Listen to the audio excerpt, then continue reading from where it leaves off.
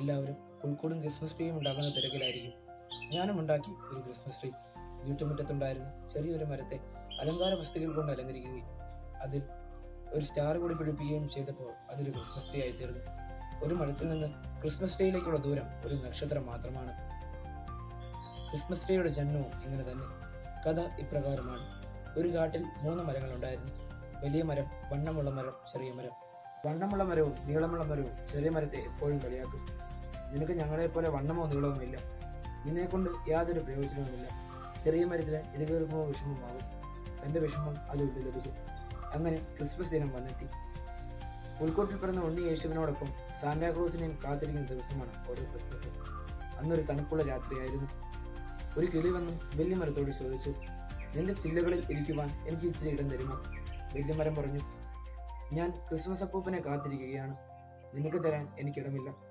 വണ്ണമുള്ള മരവും ഇങ്ങനെ തന്നെ പറഞ്ഞു.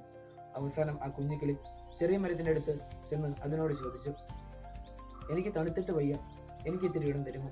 ചെറിയ മരം പറഞ്ഞു, അതിനെന്താ, നീ എൻ്റെ ചില്ലകളിൽ കൂടുകൂട്ടിക്കൊള്ളു. കിളിക്ക് സന്തോഷമായി. അങ്ങനെ ക്രിസ്മസ് അപ്പൂപ്പൻ വന്നെത്തി. നേരെ ചെന്നത് ചെറിയ മരത്തിൻ്റെ അടുത്താണ്. തന്റെ ബാഗിൽ നിന്നും സ്റ്റാർസും ബോൾസും അലങ്കാര വസ്തുക്കളും എടുത്ത് അതിനെ അലങ്കരിച്ചു. എന്നിട്ട് അതിനോട് പറഞ്ഞു, നീ ആ കുഞ്ഞു കിളിക്ക് നൽകിയ ഇത്തിരി ഇടമാണ് നിന്നെ ഇത്ര മനോഹരമാക്കിയത്. വരും കാലങ്ങളിൽ ആൾക്കാർ നിന്നെ എല്ലാ വർഷവും അനുസ്മരിക്കും. നീ ഇനി മുതൽ ക്രിസ്മസ് ട്രീ എന്നറിയപ്പെടും.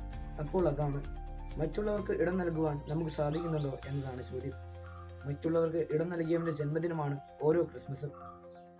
മറ്റുള്ളവർക്ക് ഇടം നൽകിയവന് ഹൃദയത്തിൽ നമുക്കും ഇടം നൽകാം.